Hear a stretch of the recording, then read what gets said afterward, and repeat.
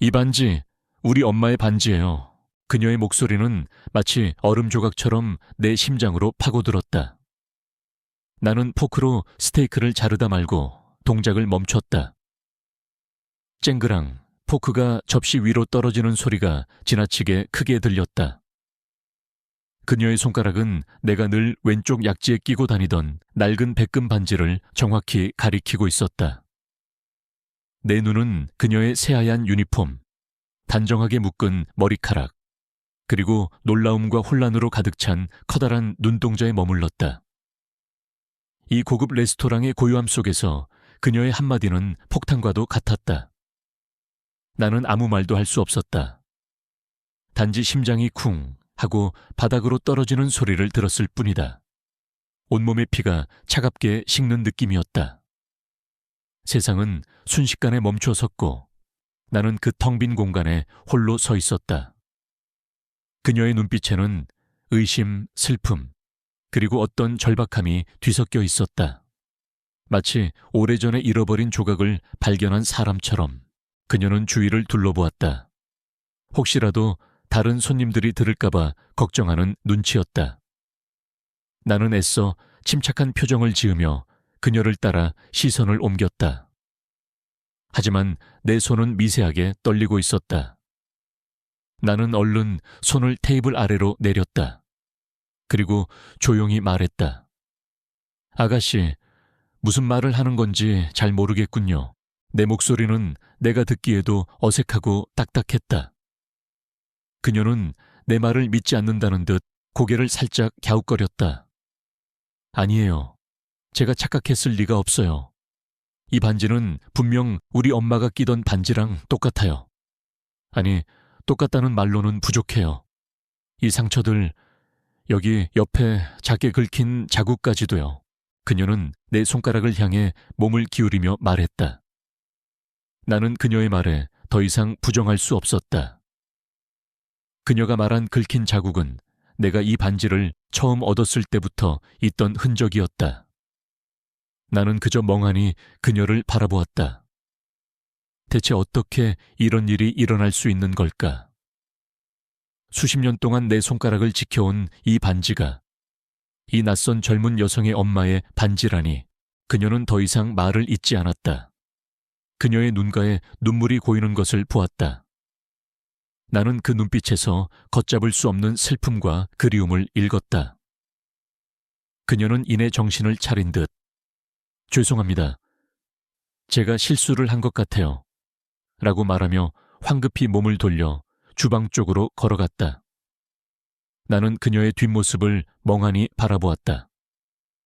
홀로 남겨진 나는 더 이상 식사를 이어갈 수 없었다. 내 앞에 놓인 고급 요리들은 더 이상 의미가 없었다. 나는 포크와 나이프를 내려놓고 냅킨으로 입을 닦았다.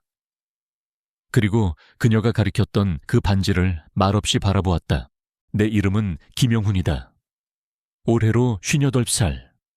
겉으로 보기에 나는 성공한 사업가다. 여러 개의 회사를 거느린 그룹의 회장이고 사람들은 나를 부유하고 존경받는 인물로 알고 있다. 매일 아침 전용 운전사가 모는 고급 세단에 몸을 싣고 으리으리한 회장실에서 수많은 결제 서류에 사인을 한다. 내 말 한마디에 수십, 수백 명이 움직인다. 사람들은 나를 부러워한다. 부족함 없는 삶을 사는 성공한 남자. 하지만 내 삶은 겉모습과 달리 속은 텅 비어 있었다. 아내는 10년 전 사고로 세상을 떠났다. 평생을 함께할 줄 알았던 나의 유일한 동반자가 한순간에 사라진 것이다. 그녀가 떠난 후 내 삶은 방향을 잃었다. 아들은 미국에서 가정을 꾸리고 살고 있고 딸은 결혼 후 외국으로 이민을 갔다. 명절이나 기념일이 아니면 연락 한 번 하기 힘든 관계다. 그들은 각자의 삶에 충실했고 나 또한 그들의 삶을 존중했다. 하지만 가끔씩 찾아오는 깊은 외로움은 어떻게 할 수가 없었다. 나는 혼자 밥을 먹고 혼자 잠들고 혼자 깨어나는 것에 익숙해져 있었다. 나는 부유했지만 내 곁에는 진정으로 내 마음을 나누고 위로해줄 사람이 없었다. 내 주위에는 내게 무언가를 바라는 사람들 뿐이었다. 가식적인 웃음과 칭찬에 둘러싸여 있지만 마음속 깊은 곳에서는 늘 공허함이 나를 갉아먹고 있었다. 나는 이 모든 것을 견디기 위해 일에만 매달렸다. 일이 나를 살아있게 하는 유일한 이유였다. 회장으로서의 책임감, 새로운 목표를 향한 도전이 나를 움직이게 했다. 하지만 퇴근 후 텅 빈 집으로 돌아올 때면 그 모든 것들이 부질없게 느껴졌다. 내가 오늘 이 레스토랑에 온 것도 그저 익숙한 장소에서 혼자만의 시간을 보내고 싶어서였다. 이 레스토랑은 내가 아내와 결혼기념일마다 찾던 곳이었다. 10년이 지난 지금도 나는 혼자서 그곳을 찾았다. 아내가 좋아했던 창가자리, 그녀가 즐겨 마시던 와인, 그리고 그녀와 함께 나눴던 수많은 이야기들. 나는 과거의 행복한 기억을 더듬으며 내 외로움을 달래곤 했다. 늘 그랬던 것처럼 나는 와인 한 잔을 기울이며 생각에 잠겨 있었다. 그러다 문득 내 손가락에 끼워진 이 반지에 시선이 닿았다. 이 반지는 나의 아내가 끼던 반지가 아니었다. 내 아내는 훨씬 화려하고 값비싼 보석이 박힌 반지를 좋아했다. 이 낡은 백금 반지는 사실 나의 아내와는 아무런 상관이 없는 반지다. 이 반지의 이야기는 10여 년 전으로 거슬러 올라간다. 아내가 사고로 세상을 떠난 지 얼마 되지 않았을 무렵이었다. 나는 절망과 슬픔에 잠겨 모든 것을 놓아버리고 싶었다. 무작정 차를 몰고 아무 데로나 달렸다. 그렇게 밤길을 달리다 나는 작은 교통사고를 목격했다. 빗길에 미끄러져 전봇대를 들이받은 승용차 한 대. 나는 사고 현장으로 달려갔다. 차 안에는 한 여성이 피를 흘리며 쓰러져 있었다. 나는 황급히 179에 신고를 하고 그녀를 도우려 했다. 하지만 그녀는 이미 의식이 없었다. 나는 그녀의 손을 잡고 그녀의 손가락에 끼워진 이 반지를 발견했다. 낡았지만 소중해 보이는 백금 반지였다. 나는 그녀를 구급체 싣고 병원으로 옮겼다. 하지만 결국 그녀는 숨을 거두고 말았다. 경찰 조사 과정에서 그녀의 신원은 밝혀졌지만 그녀에게 가족은 없는 것으로 파악되었다. 나는 그녀의 장례를 치러주고 그녀가 마지막으로 남긴 이 반지를 내가 보관하게 되었다. 왜 그랬는지 정확한 이유는 모르겠다. 다만 그녀의 마지막 순간에 내가 함께 있었다는 것, 그리고 그녀의 유일한 유품인 이 반지를 참아 버릴 수 없었다는 것뿐이다. 나는 그 반지를 내 손가락에 끼고 다녔다. 아내가 떠난 후에 공허함을 채워주는 어떤 상징처럼 느껴졌던 것 같다. 그렇게 10여 년이 흘렀다. 이 반지는 내 손가락의 일부가 되었다. 나는 이 반지를 보며 삶의 덧없음과 소중함을 동시에 느끼곤 했다. 그리고 잊고 지냈던 그 사고의 기억이 오늘 이 레스토랑에서 다시 떠오른 것이다. 그녀의 한마디, 우리 엄마의 반지예요. 나는 자리에서 일어나 계산을 하고 레스토랑을 나섰다. 레스토랑을 나오니 늦은 저녁에 차가운 바람이 내 뺨을 스쳤다.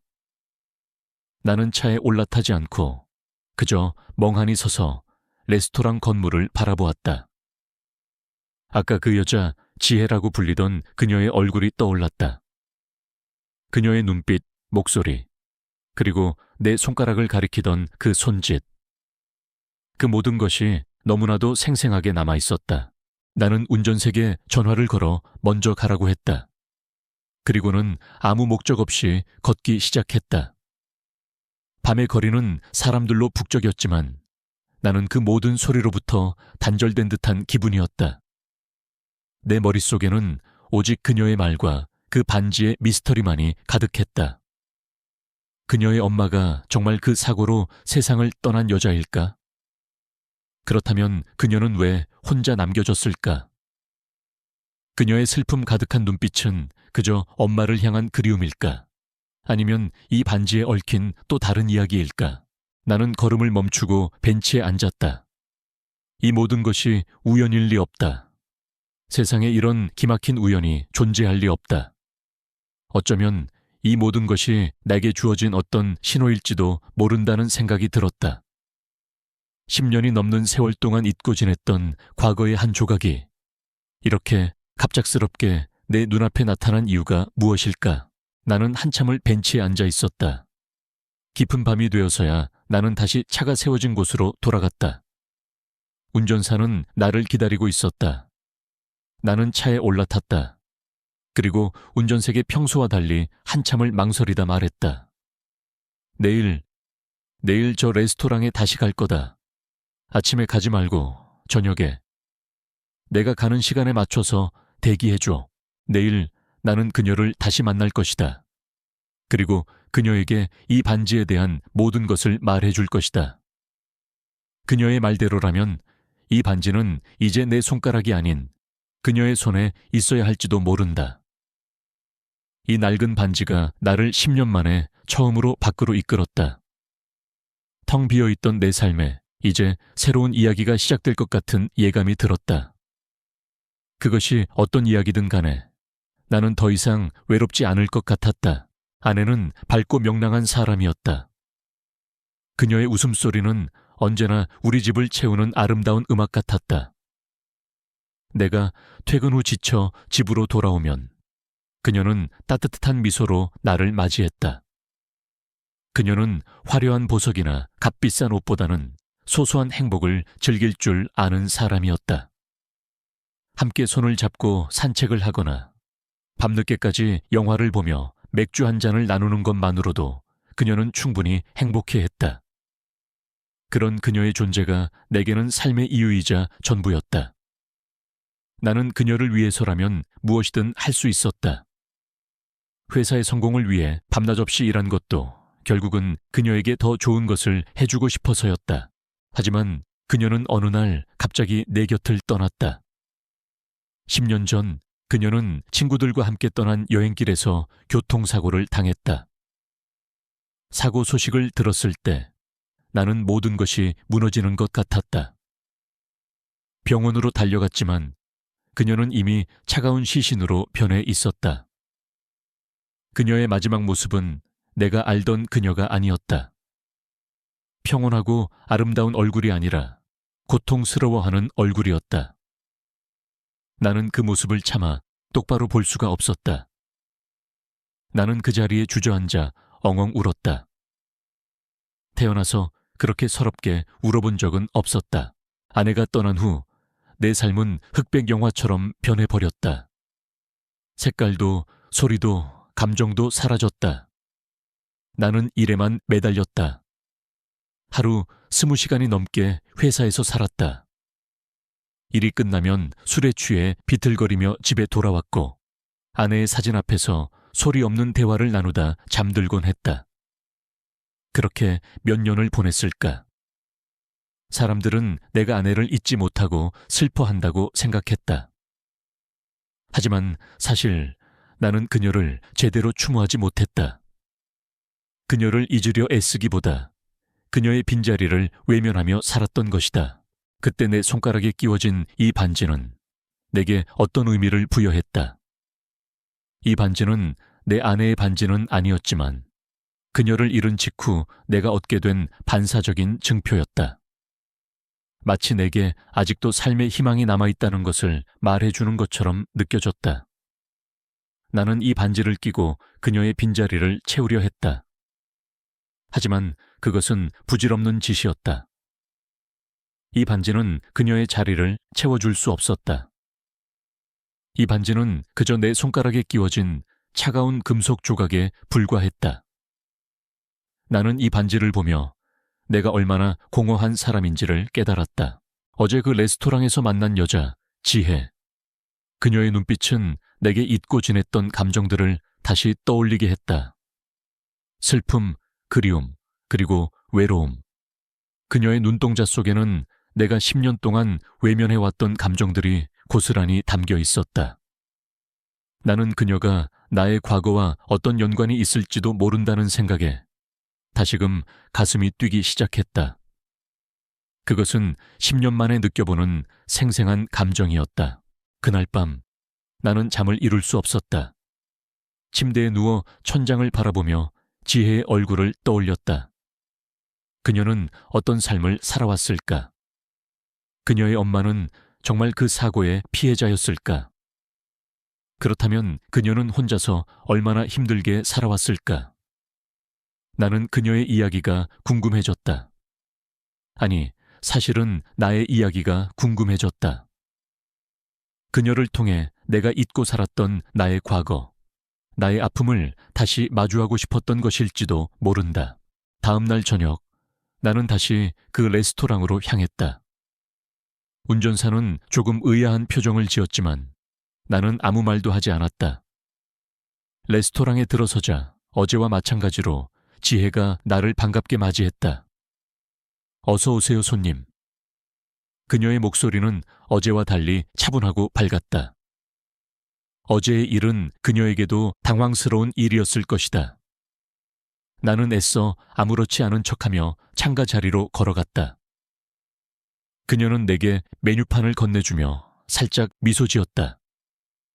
그 미소에서 나는 어제 그녀의 눈가에 맺혔던 슬픔의 흔적을 보았다. 어제는 죄송했습니다. 그녀가 조심스럽게 말했다. 나는 그녀의 눈을 똑바로 바라보았다. 아닙니다. 제가 오히려 미안합니다. 갑작스러운 일에 당황했겠죠. 나는 그녀에게 진심으로 사과했다. 그녀는 괜찮다고 고개를 저었다. 저희 엄마와 똑같은 반지를 가진 분을 뵈니 순간적으로 감정이 격해졌어요. 그녀는 마치 나와의 대화가 어색한 것처럼 재빨리 주방으로 몸을 돌렸다.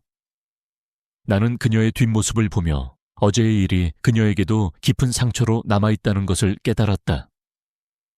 나는 그녀와 대화를 하고 싶었다. 그녀에게 이 반지에 대한 모든 것을 말해주고 싶었다. 하지만 지금은 때가 아닌 것 같았다. 나는 그녀가 먼저 마음을 열어주기를 기다리기로 했다. 그날 이후로 나는 매일 저녁 그 레스토랑을 찾았다. 지혜는 나를 보면 가볍게 미소를 지으며 창가 자리로 안내했다. 우리는 더 이상 반지에 대한 이야기를 하지 않았다. 나는 그녀가 추천해주는 메뉴를 먹었고, 그녀는 내가 식사를 마칠 때까지 조용히 옆에서 기다려주었다. 그녀는 늘 친절하고 상냥했다. 그녀의 작은 친절함이 나의 텅 빈 마음을 조금씩 채워주는 것 같았다. 어느 날은 비가 억수같이 쏟아지는 날이었다. 레스토랑에는 손님이 많지 않았다. 나는 평소와 같이 창가에 앉아 비 내리는 거리를 바라보았다. 지혜는 내게 따뜻한 차 한 잔을 가져다 주었다. 회장님은 비 오는 날을 좋아하시나 봐요. 그녀가 조심스럽게 말을 꺼냈다. 나는 그녀의 말에 살짝 미소 지었다. 아니요. 비 오는 날은 아내가 떠난 날이라 사실 좋아하지 않아요. 내 말에 지혜는 놀란 듯 눈을 크게 떴다. 아, 죄송합니다. 제가 괜한 말을 했네요. 그녀는 당황하며 사과했다. 나는 괜찮다고 고개를 저었다. 아니에요. 괜찮습니다. 아내가 떠난 지 벌써 10년이 넘었어요. 이제는 괜찮습니다. 하지만 괜찮지 않았다. 아내가 떠난 날은 내게 여전히 아픈 기억이었다. 나는 그녀에게 나의 이야기를 조금씩 들려주었다. 아내와의 행복했던 시간들, 그리고 그녀가 떠난 후에 나의 외로운 삶. 지혜는 내 이야기를 조용히 들어주었다. 그녀의 눈빛은 따뜻했다. 그녀는 나의 아픔을 진심으로 이해하고 공감해주는 것 같았다. 저희 엄마도 혼자서 저를 키우셨어요. 그녀가 조심스럽게 자신의 이야기를 꺼냈다. 아빠는 제가 어렸을 때 돌아가셨거든요. 엄마는 저에게 전부였어요. 엄마는 늘 힘든 내색 없이 저를 키우셨죠. 하지만 어느 날 엄마가 저에게 말했어요. 혼자서 너무 힘들다고. 그때 제가 더 엄마를 안아드렸어야 했는데 저는 그냥 엄마를 위로하기만 했어요. 그녀의 눈가에 다시 눈물이 맺혔다. 나는 그녀의 이야기를 들으며 가슴이 먹먹해졌다. 그녀의 엄마는 아마도 나처럼 외로운 사람이었을 것이다. 혼자서 모든 것을 감당해야만 했던 고독한 사람이었을 것이다. 나는 그녀의 슬픔에 깊이 공감했다. 우리는 그날 밤 서로의 아픔을 나누며 많은 이야기를 했다. 나는 그녀에게 반지에 대한 이야기를 하지 않았다. 아직은 때가 아니라고 생각했다. 그녀에게는 아직 엄마에 대한 그리움이 너무나도 깊이 남아 있었다. 나는 그녀의 아픔을 먼저 위로해주고 싶었다.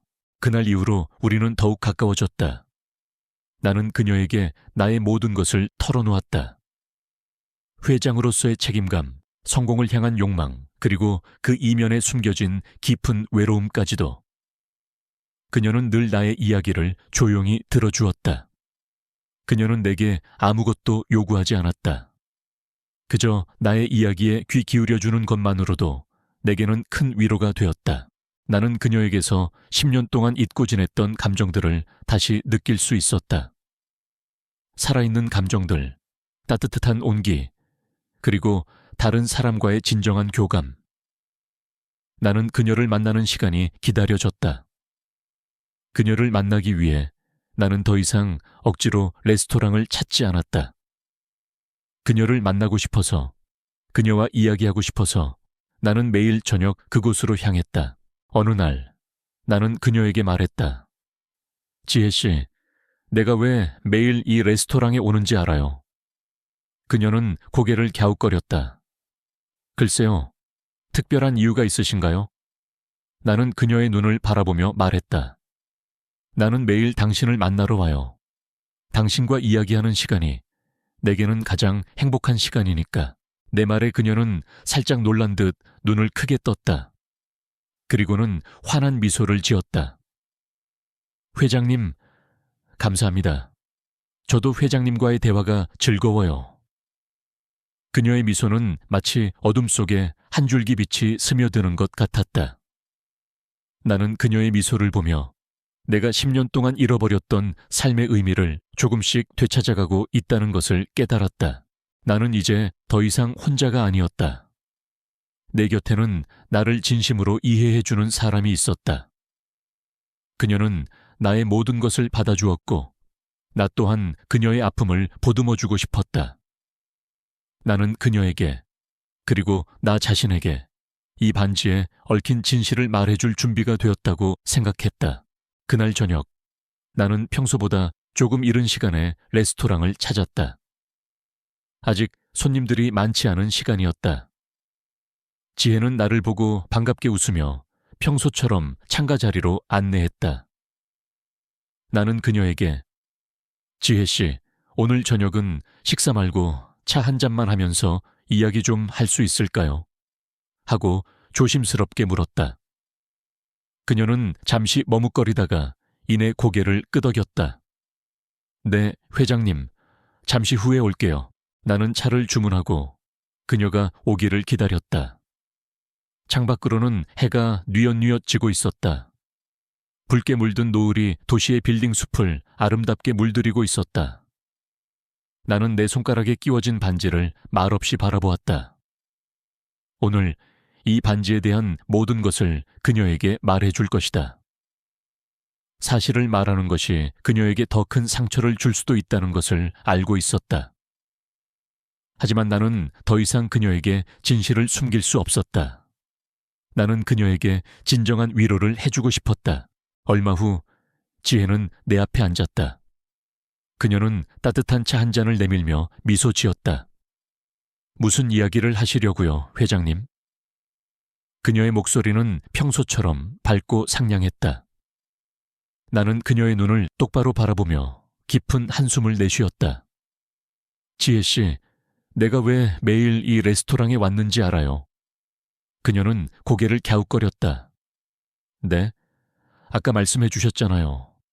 저와 이야기하는 게 좋아서 오신다고. 나는 살짝 미소 지었다. 그것도 맞아요. 하지만 사실은 다른 이유가 있어요. 이 반지에 대한 이야기입니다. 내 말에 지혜의 얼굴에서 미소가 사라졌다. 그녀의 눈빛에는 다시 어제 그날처럼 혼란과 슬픔이 스쳐 지나갔다. 나는 그녀에게 천천히 그리고 조심스럽게 이야기를 시작했다. 10년 전 아내가 떠나고 내가 겪었던 절망적인 시간들, 그리고 우연히 목격하게 된 교통사고의 이야기. 그녀는 내 이야기를 들으며 아무 말도 하지 않았다. 그저 두 손으로 찻잔을 꼭 쥔 채 눈을 감았다 떴다를 반복했다. 그때 그 사고 현장에서 나는 한 여성을 보았어요. 의식이 없는 채로 쓰러져 있던 그 여성의 손가락에 이 반지가 끼워져 있었죠. 나는 그녀를 병원으로 옮겼지만 그녀는 결국 세상을 떠났어요. 나는 말을 멈추고 지혜의 얼굴을 바라보았다. 그녀의 눈가에는 이미 굵은 눈물방울이 맺혀 있었다. 경찰 조사에서 그녀에게는 가족이 없는 것으로 파악되었어요. 그래서 나는 그녀의 유일한 유품인 이 반지를 참아 버릴 수가 없었어요. 그렇게 10년이 넘는 세월 동안 내가 이 반지를 끼고 다녔던 겁니다. 나는 그녀의 눈물을 닦아주고 싶었지만 그럴 자격이 없다고 생각했다. 나는 그녀에게 커다란 상처를 주었을지도 모른다. 그녀는 아무 말도 하지 않은 채 그저 눈물을 뚝뚝 흘렸다. 나는 그녀가 화를 내거나 소리 지를 줄 알았다. 하지만 그녀는 그저 조용히 울고 있었다. 나는 그녀의 울음소리에서 10년 동안 억눌러 왔던 그녀의 슬픔을 느낄 수 있었다. 그럼 회장님은 우리 엄마를 보셨군요. 그녀가 힘겹게 입을 열었다. 그녀의 목소리는 너무나도 가늘고 힘이 없었다. 나는 고개를 끄덕였다. 네, 보았습니다. 마지막 순간을 함께 했습니다. 그녀는 고개를 숙이고 흐느꼈다. 나는 더 이상 아무 말도 할 수 없었다. 그저 그녀가 마음껏 울도록 내버려 두었다. 한참을 울고 난 후 지혜는 고개를 들었다. 그녀의 눈은 빨갛게 충혈되어 있었지만 어쩐지 조금은 홀가분해진 것처럼 보였다. 엄마는 마지막 순간에 혼자가 아니었군요. 그걸 알게 되니 조금은 마음이 놓여요.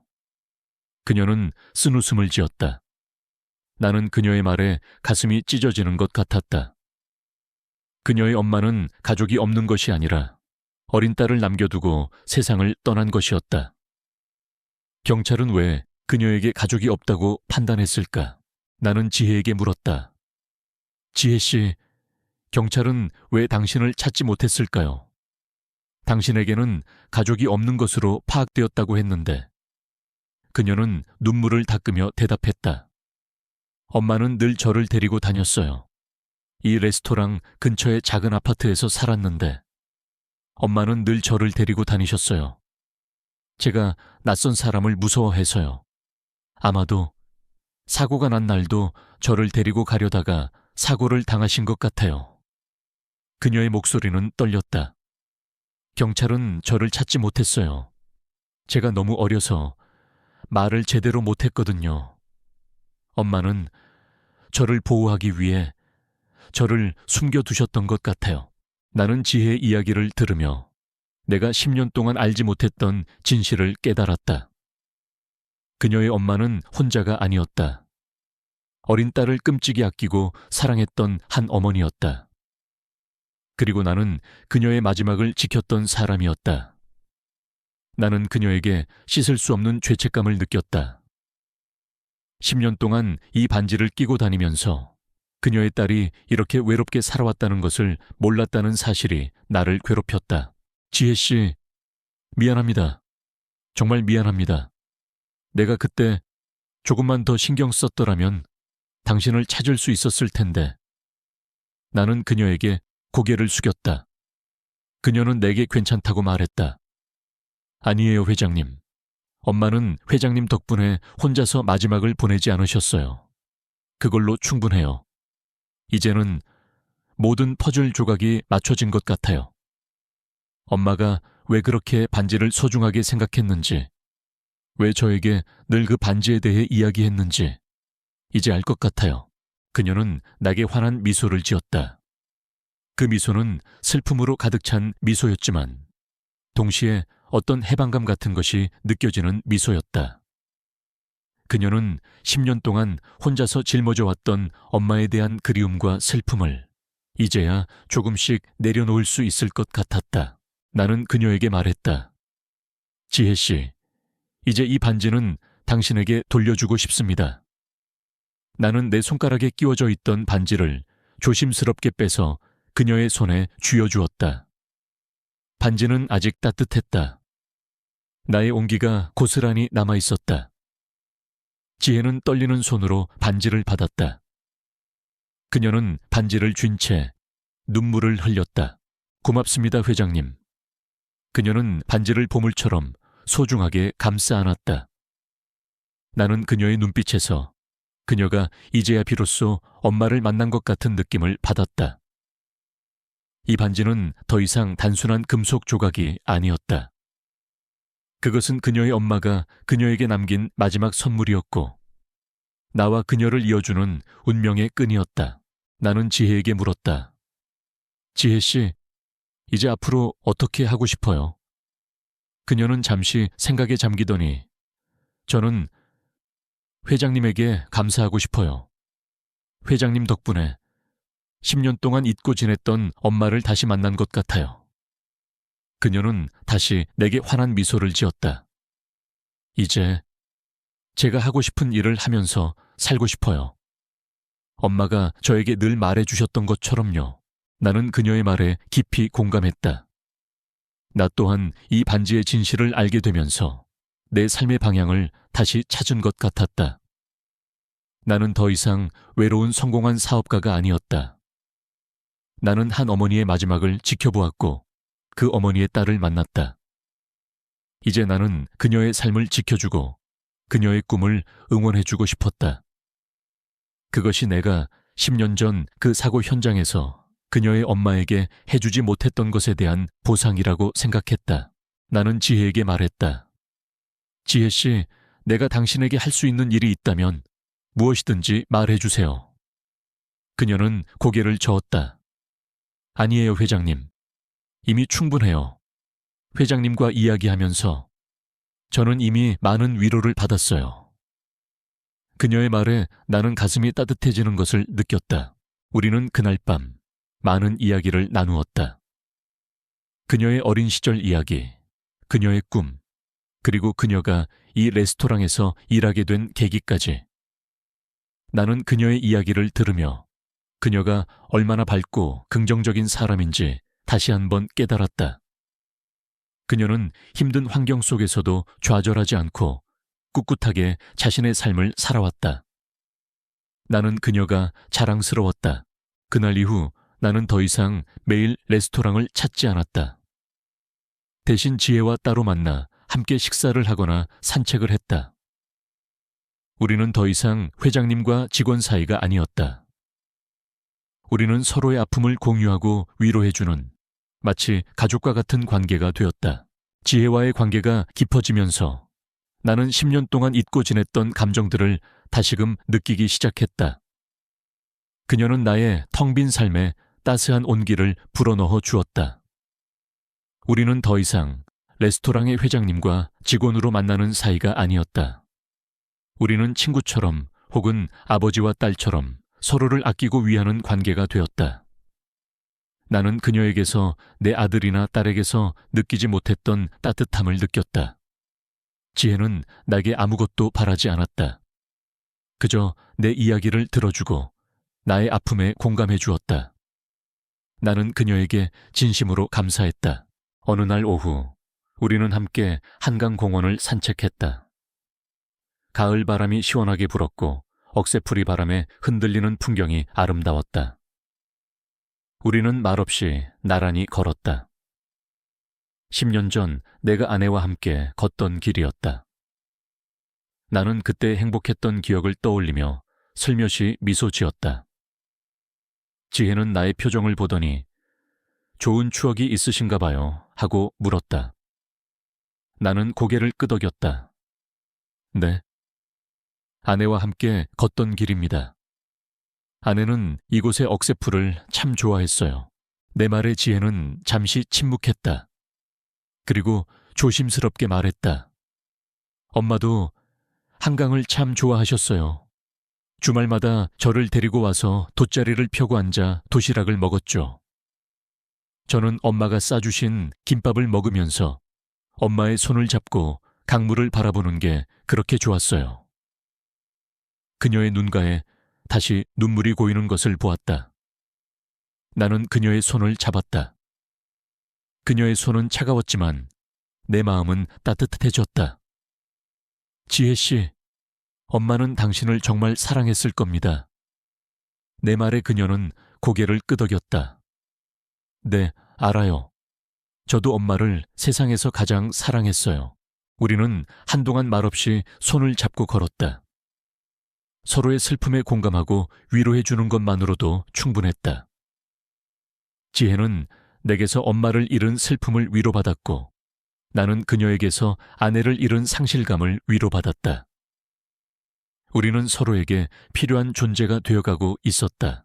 나는 그녀에게 이 반지에 대한 진실을 말해준 후 반지를 그녀에게 돌려주었다. 하지만 지혜는 반지를 받지 않았다. 회장님, 이 반지는 회장님이 끼고 계시는 게 맞아요. 이 반지는 회장님과 엄마의 인연을 이어주는 끈이잖아요. 그리고 이 반지는 회장님과 저를 이어주는 끈이기도 하고요.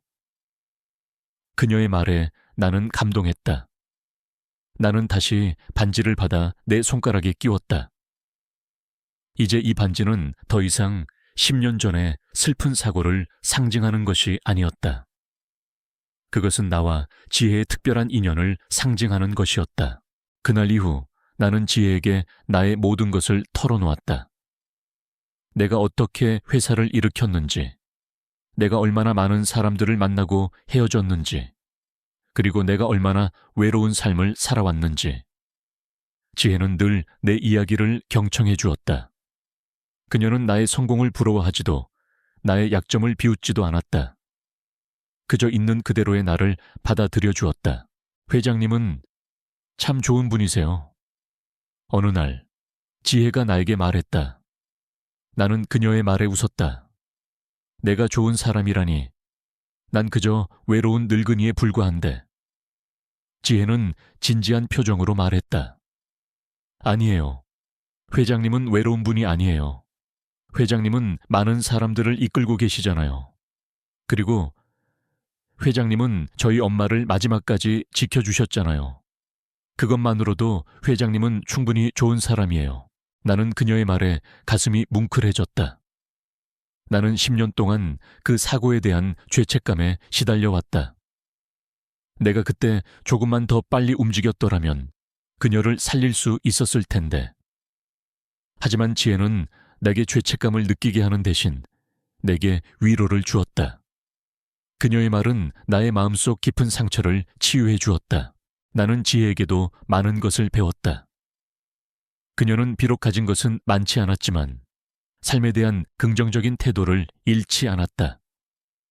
그녀는 작은 것에도 감사할 줄 알았고 늘 밝고 활기찬 모습으로 살았다. 나는 그녀를 보며 내가 10년 동안 잃어버렸던 삶의 의미를 되찾을 수 있었다. 나는 지혜에게 더 좋은 삶을 선물해주고 싶었다. 그녀가 더 이상 레스토랑에서 힘들게 일하지 않고 자신이 하고 싶은 일을 하면서 살았으면 좋겠다고 생각했다. 나는 그녀에게 말했다. 지혜 씨, 내가 당신에게 해주고 싶은 것이 있습니다. 그녀는 놀란 듯 나를 바라보았다. 네? 무슨 말씀이세요, 회장님? 나는 그녀의 손을 잡았다. 당신은 더 이상 힘들게 일하지 않아도 됩니다.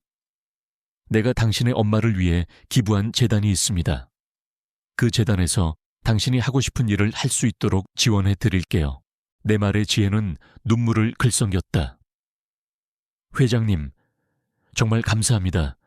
하지만 저는 괜찮아요. 저는 제 힘으로 제 삶을 살아가고 싶어요. 그녀는 굳은 의지를 보였다. 나는 그녀의 말에 감동했다. 그녀는 내게서 돈이나 명예를 바라는 것이 아니었다.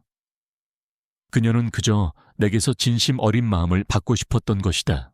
나는 그녀의 뜻을 존중하기로 했다. 그리고 그녀에게 다른 제안을 했다. 그렇다면 당신이 하고 싶은 일을 하면서 살아가세요. 그리고 내가 당신의 가장 든든한 후원자가 되어줄게요. 지혜는 나의 말에 환하게 웃었다. 회장님, 고맙습니다. 그녀의 미소는 햇살처럼 따뜻했다. 나는 그녀에게 말했다. 지혜 씨, 이제는 회장님이라고 부르지 않아도 됩니다. 그냥 아저씨라고 불러도 괜찮아요. 지혜는 나의 말에 활짝 웃었다. 네, 아저씨. 그녀의 목소리는 너무나도 사랑스러웠다. 그날 이후 우리는 더 가까워졌다. 나는 그녀에게 삶의 경험을 나누어 주었고 그녀는 내게 삶의 활력을 불어넣어 주었다. 우리는 함께 맛있는 음식을 먹고 아름다운 풍경을 보러 다니고 서로의 이야기를 들어주었다. 나의 텅 비어있던 삶은 이제 지혜라는 존재로 인해 조금씩 채워져 가고 있었다. 하지만 우리의 관계를 곱지 않은 시선으로 보는 사람들도 있었다. 내가 지혜에게 너무 많은 것을 해준다는 소문이 돌기 시작했다. 나의 자식들은 내가 지혜에게 속고 있다고 생각했다. 그들은 나를 찾아와 지혜와의 관계를 정리하라고 했다. 나는 그들에게 말했다. 너희들은 내가 얼마나 외롭게 살아왔는지 모른다. 지혜는 내게 잃어버린 삶의 의미를 되찾아준 사람이다. 너희들이 그녀를 욕되게 하는 것을 원치 않는다. 하지만 나의 자식들은 나의 말을 믿지 않았다. 그들은 지혜를 찾아가 그녀에게 모욕적인 말을 했다. 우리 아빠를 그만 이용하세요. 당신 같은 여자는 돈 때문에 우리 아빠에게 접근한 거잖아요. 지혜는 그들의 말에 아무 말도 하지 못했다. 그저 눈물을 흘릴 뿐이었다. 이 사실을 알게 된 나는 분노했다. 나는 내 자식들을 찾아가 그들을 크게 꾸짖었다. 너희들은 도대체 뭘 보고 살아온 거냐? 나는 너희들에게 돈만 벌어다 주는 기계가 아니다. 나도 감정이 있는 사람이다. 지혜는 내게 가족 이상의 존재다. 너희들은 그녀에게 진심으로 사과해야 한다. 나의 말에 그들은 아무 말도 하지 못했다. 하지만 나는 그들이 지혜를 여전히 의심하고 있다는 것을 알 수 있었다. 나는 지혜에게 미안했다. 나 때문에 그녀가 상처를 입게 된 것이 마음 아팠다. 나는 그녀에게 말했다. 지혜 씨, 미안해요. 나 때문에 당신이 힘들었죠. 그녀는 나의 손을 잡으며 말했다. 아니에요, 아저씨. 괜찮아요. 저는 아저씨의 진심을 알아요. 그것만으로도 충분해요. 나는 그녀의 따뜻한 마음에 다시 한번 감동했다. 그녀는 진정으로 나를 이해하고 사랑해주는 사람이었다.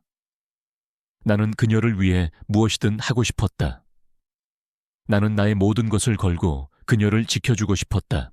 나의 자식들이 지혜를 찾아가 모욕을 준 사건은 내게 큰 충격이었다. 나는 내 자식들이 그렇게까지 속물적이고 편협한 시각을 가졌으리라곤 상상도 못했다. 그들은 오직 돈과 명예만을 좇는데 급급했고 나의 외로움이나 진정한 행복에는 전혀 관심이 없었다. 나는 그들에게 실망감을 넘어 배신감마저 느꼈다. 10년 동안 혼자서 묵묵히 버텨온 나의 삶이 그들의 눈에는 그저 지혜라는 젊은 여자를 만난 늙은이의 치기로만 보였을 것이다. 지혜는 나 때문에 힘들어하면서도 내 앞에서는 늘 괜찮은 척했다. 하지만 나는 그녀의 눈빛에서 깊은 상처와 슬픔을 읽을 수 있었다. 그녀는 레스토랑을 그만두고 싶어 했다. 더 이상 내 자식들과 마주치는 것이 두려웠을 것이다. 나는 그녀에게 지혜 씨, 내가 당신을 위해 무엇이든 할게요. 당신이 원하는 대로 해요. 더 이상 그들의 눈치를 보지 않아도 됩니다. 라고 말했다. 하지만 그녀는 고개를 저었다. 아니에요, 아저씨. 저는 괜찮아요. 하지만 아저씨, 자식분들과 마주치는 것이 저에게는 너무 힘든 일이에요. 저는 잠시 일을 쉬면서 제가 뭘 하고 싶은지 생각해보는 시간을 갖고 싶어요. 나는 그녀의 뜻을 존중하기로 했다. 그녀는 레스토랑을 그만두고 자신의 꿈을 찾아 새로운 도전을 하기로 했다. 그녀는 어릴 적부터 꿈꿔왔던 작은 꽃집을 열고 싶다고 했다. 나는 그녀의 꿈을 응원했다. 지혜 씨, 내가 당신의 꽃집을 열 수 있도록 도와줄게요. 모든 것을 내가 부담할게요. 그녀는 나의 제안을 처음에는 거절했다. 아니에요, 아저씨. 제가 제 힘으로 해보고 싶어요. 그녀의 굳은 의지를 꺾을 수 없다는 것을 알았다. 나는 그녀에게 말했다. 그럼 내가 당신의 첫 번째 손님이 될게요. 그리고 당신의 꽃집이 잘 될 수 있도록 내가 할 수 있는 모든 것을 다 할게요.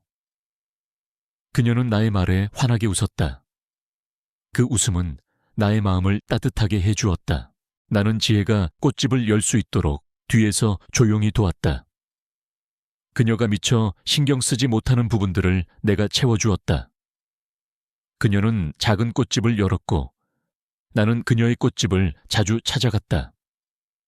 그녀의 꽃집은 아담했지만 그녀의 정성과 사랑으로 가득 차 있었다. 나는 그녀가 만든 꽃다발을 보며 그녀가 얼마나 아름다운 사람인지 다시 한번 깨달았다. 하지만 나의 자식들은 여전히 우리를 의심했다. 그들은 나의 재산에 눈독을 들이며 지혜가 나를 이용해 나의 재산을 빼앗으려 한다고 생각했다. 그들은 나를 찾아와 말했다. 아버지, 지혜라는 여자 도대체 뭐 하는 여자예요? 아버지가 꽃집까지 차려주고 이러다 아버지 재산 다 날리는 거 아니에요? 나는 그들의 말을 들으며 분노를 참을 수 없었다. 너희들은 도대체 언제까지 이럴 거냐? 지혜는 나의 돈을 보고 접근한 여자가 아니다. 너희들이 그렇게 속물적으로 생각하는 것 자체가 잘못된 거야. 나는 그들과 크게 다투었다. 나의 자식들은 내게 등을 돌리고 떠나갔다. 나는 그들에게서 더 이상 가족의 온기를 느낄 수 없었다. 그들은 내게 오직 돈만을 원하는 존재들이었다. 나는 그들과의 관계를 정리하기로 마음먹었다. 나는 변호사를 불러 유언장을 다시 작성했다. 나의 모든 재산을 사회에 환원하고 지혜에게는 그녀가 평생을 살아갈 수 있을 정도의 최소한의 유산만을 남기기로 했다. 나는 지혜에게 이 사실을 말하지 않았다. 그녀는 나의 돈을 원하는 것이 아니었다. 그녀는 그저 내게서 진심 어린 마음과 사랑을 받고 싶었던 것이다. 나는 그녀에게서 가족 이상의 따뜻함을 느끼고 있었다. 그녀는 나의 마지막을 함께 해줄 유일한 사람이었다. 하지만 나의 자식들은 가만히 있지 않았다. 그들은 나를 찾아와 유언장 작성을 막으려 했다. 그들은 지혜를 찾아가 협박까지 했다. 당신 때문에 우리 아버지가 우리와 연을 끊으려 한다. 당신이 우리 아버지에게서 떨어져 주지 않으면 당신을 가만두지 않겠다. 지혜는 나의 자식들의 협박에 두려움을 느꼈다. 그녀는 내게 말했다. 아저씨, 제가 사라지는 게 아저씨를 위한 길인 것 같아요. 그녀는 눈물을 흘리며 내게서 멀어지려 했다. 나는 지혜의 손을 잡았다. 지혜 씨, 절대 그렇게 생각하지 마세요. 당신은 나의 유일한 희망입니다.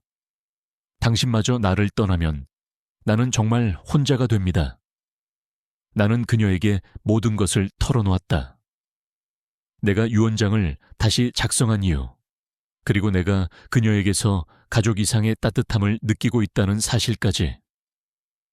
지혜는 나의 말에 눈물을 흘렸다. 그녀는 나의 손을 꼭 잡았다. 아저씨, 저는 아저씨를 떠나지 않을 거예요. 제가 아저씨 곁을 지킬게요. 그녀의 말에 나는 안심했다. 우리는 함께 손을 잡고 나의 자식들을 찾아갔다. 그리고 그들 앞에서 당당하게 우리의 관계를 선포했다. 나는 더 이상 너희들의 아버지 노릇을 하지 않을 것이다. 너희들은 오직 돈만을 좇는 속물적인 인간들이다. 나는 이제 지혜와 함께 나의 마지막을 보낼 것이다. 나의 말에 나의 자식들은 분노했다. 그들은 내게 온갖 욕설을 퍼부었다. 나는 그들의 말을 무시하고 지혜의 손을 잡고 그 자리를 떠났다. 우리는 나의 자식들과의 관계를 완전히 끊었다.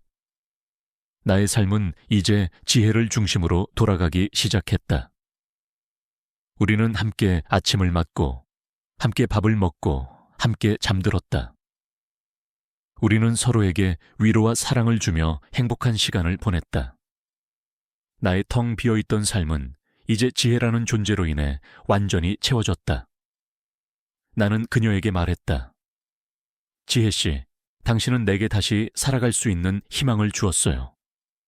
당신은 나의 구원자입니다. 그녀는 나의 말에 환하게 웃었다. 아저씨, 저에게도 마찬가지예요. 아저씨는 저에게 가족이 되어주셨어요. 우리는 함께 새로운 삶을 시작했다. 나는 그녀의 꽃집을 확장해 주었고, 그녀는 나의 삶에 활력을 불어넣어 주었다. 우리는 함께 여행을 다니고, 맛있는 음식을 먹고, 아름다운 풍경을 보러 다녔다. 나는 그녀와 함께하는 모든 순간이 행복했다. 나의 삶은 더 이상 외롭지 않았다. 나는 지혜라는 존재를 통해 진정한 행복이 무엇인지 깨달았다. 우리는 함께 작은 집을 짓고 살기로 했다. 그 집은 우리가 서로에게 의지하며 살아갈 수 있는 우리의 안식처였다. 우리는 매일 아침 함께 일어나 함께 아침 식사를 준비했다. 나는 그녀가 만든 따뜻한 아침 식사를 먹으며 내가 세상에서 가장 행복한 사람이라고 생각했다. 어느 날 우리는 함께 한강공원을 산책했다. 가을바람이 시원하게 불었고 억새풀이 바람에 흔들리는 풍경이 아름다웠다. 나는 그녀의 손을 잡았다. 그녀의 손은 이제 더 이상 차갑지 않았다. 따뜻한 온기가 느껴졌다. 나는 그녀에게 말했다. 지혜 씨, 당신은 내게 가장 소중한 사람입니다. 당신과 함께하는 모든 순간이 내게는 기적과 같아요. 그녀는 나의 말에 눈물을 글썽겼다. 아저씨, 저에게도 마찬가지예요. 아저씨는 저에게 다시 살아갈 수 있는 용기를 주셨어요. 감사합니다. 우리는 말없이 손을 잡고 걸었다. 우리의 삶은 더 이상 외롭지 않았다. 우리는 서로에게 의지하며 서로의 아픔을 보듬어주며 함께 행복한 시간을 보냈다. 나의 텅 비어있던 삶은 이제 지혜라는 존재로 인해 완전히 채워졌다. 나는 그녀와 함께 나의 마지막을 보낼 수 있다는 사실에 감사했다. 지혜와의 새로운 삶은 내게 많은 것을 변화시켰다. 나는 더 이상 회사 일에만 매달리지 않았다. 아침에 눈을 뜨면 지혜가 내 옆에 있다는 사실만으로도 가슴이 벅차올랐다.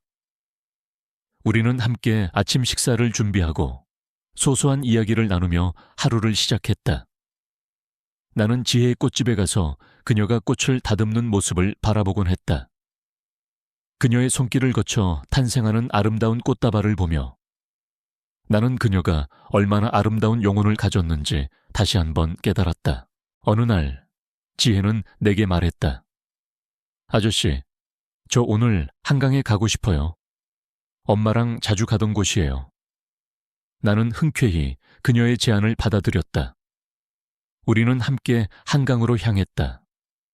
10년 전 내가 아내와 함께 걷던 길, 그리고 내가 지혜와 함께 처음으로 진솔한 이야기를 나눴던 곳, 그곳은 우리에게 특별한 의미가 있는 장소였다. 우리는 돗자리를 펴고 앉아 지혜가 직접 싸온 김밥을 먹었다. 그녀의 김밥은 소박했지만 그 어떤 고급 요리보다 맛있었다. 나는 김밥을 먹으며 지혜에게 말했다. 지혜 씨, 당신 엄마는 정말 행복했을 겁니다. 당신 같은 딸이 있어서. 지혜는 나의 말에 환하게 웃었다. 아저씨, 저도 엄마가 있어서 행복했어요. 엄마는 제게 가장 든든한 친구이자 가족이었어요. 그녀의 눈가에 다시 눈물이 고이는 것을 보았다. 나는 그녀의 손을 잡았다. 그녀의 손은 따뜻했다. 지혜 씨, 이제 당신에게는 내가 있어요. 내가 당신의 든든한 친구이자 가족이 되어줄게요. 그녀는 나의 말에 고개를 끄덕였다. 네, 아저씨. 고맙습니다. 그녀의 목소리는 떨리고 있었지만 그 어느 때보다 진심이 느껴졌다. 우리는 해질녘까지 한강에 앉아 있었다. 붉게 물든 노을이 강물 위로 번지며 아름다운 풍경을 만들어냈다.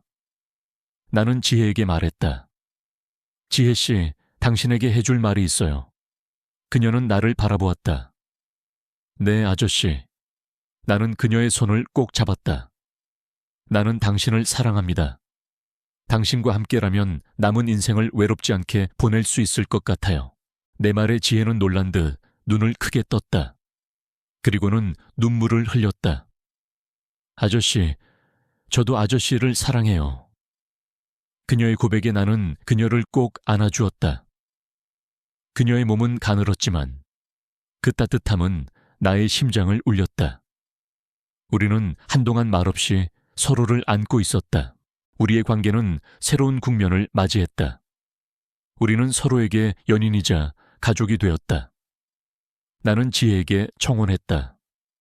그녀는 나의 청혼을 받아주었다. 우리는 함께 결혼식을 올리기로 했다. 하지만 우리는 화려한 결혼식 대신 소박하고 따뜻한 결혼식을 올리기로 했다. 우리의 결혼식은 지혜의 꽃집에서 열렸다. 아름다운 꽃들로 가득한 꽃집에서 우리는 서로에게 영원한 사랑을 맹세했다. 결혼식에는 나의 자식들은 참석하지 않았다. 그들은 여전히 우리의 관계를 인정하지 않았다. 하지만 나는 더 이상 그들에게 연연하지 않았다. 내 곁에는 지혜가 있었고 그녀의 따뜻한 마음이 나의 전부였다. 우리는 결혼 후 함께 작은 집을 짓고 살았다. 그 집은 우리가 서로에게 의지하며 살아갈 수 있는 우리의 안식처였다. 우리는 매일 아침 함께 일어나 함께 아침 식사를 준비했다. 나는 그녀가 만든 따뜻한 아침 식사를 먹으며 내가 세상에서 가장 행복한 사람이라고 생각했다. 어느 날 지혜는 내게 말했다.